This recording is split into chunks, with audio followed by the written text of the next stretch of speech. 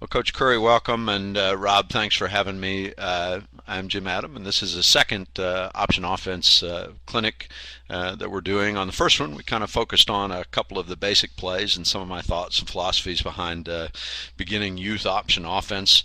I got started teaching kids when they were third graders, which is 8, 9 years old. So I'm right there with you, Coach Curry. I understand all about that. In this second part, we're going to talk about some of the blocking schemes that we use in our option offense. And I'm going to give you details of two more of our base plays, which are the midline option and the outside option. It's sometimes called outside veer.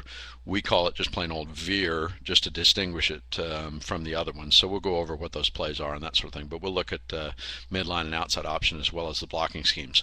Before we get too far into it, I do want to kind of give just one little refresher of my philosophy, just because it's worth it for the people, for you, Coach Curry, and maybe for the people that watch this online later on, is that I really, really believe that the only goals I'm trying to accomplish are have fun, get better, be safe. If you want to buy somebody's system that's going to guarantee you championships or something like that, definitely go find that. I mean, they're out there. There are people that guarantee it.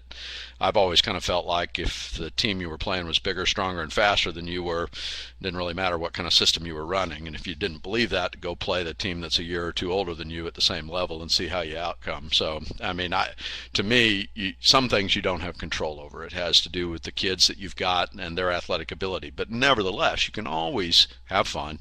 You can always try to get better, and you can always be safe. And I believe in selling the kids, selling the dads, and selling the moms. And that's how you can be competitive at club football, how you can get kids coming back year after year, and you can grow your program and create something better than just a team that had 8 games in the course of a season.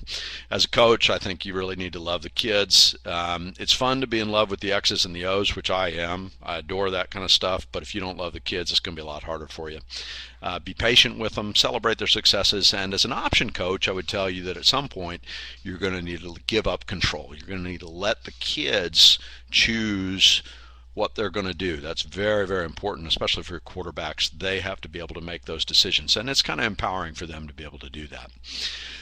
The blocking schemes basically are really, really simple. We do man blocking. We really don't do much of anything else. Now, identifying who those men are is part of our counting process, and if you haven't looked over the counting players that we do on Football.com, then you should look at that tab and look at counting defenders and how we figure out who the number one man, 2, 3, and 4 is, and how we teach that sort of thing. There's quite a bit of good information about that. But aside from that, we teach a variety of different types of blocks. We teach stalk, crack, kick out, log, all those that are listed there. The only thing I haven't really taught before is something I ran across this spring called 2 tracking 2, and I believe it might have been Coach Vince 101 Pistol Option Plays. I bought that book. I thought it was kind of a neat looking resource and looked at it, and I believe that's where I saw the 2 tracking 2. I'll describe it though in a video. So we'll get a little bit into that and how these blocks all work. I'm really, really big on stock blocking. A lot of what happens out in option football happens out on the perimeter where we have a quarterback keeping or pitching. And it's really, really important, especially out on a cornerback who a lot of times is a contained player. Once he's read that it's not a pass, he's going to be coming up and keeping you from getting out to the boundary. We need to block that guy. And the way that we go about blocking him is pretty refined, actually. We'll take a lot of time to teach our ends and our A-backs how to get out toward the these corners and even safeties and that sort of thing, and how to block them. The big key is you can't lunge at them. If you lunge at them, they just dodge you, and you've got no shot. And then the other thing that'll happen, especially with a second or third grader, is they'll reach out and grab them. And when they reach out and grab them, they hold them, and that's just so easy to see. And you get a holding call on you, and you had a decent play, and it all gets pushed back, and that's so annoying. So we take a lot of time to be really specific about how we teach these guys to get blocks thrown out in space, a stalk block. We do an ABCD principle. We talk about alignment, bead, contact, and then dip drive.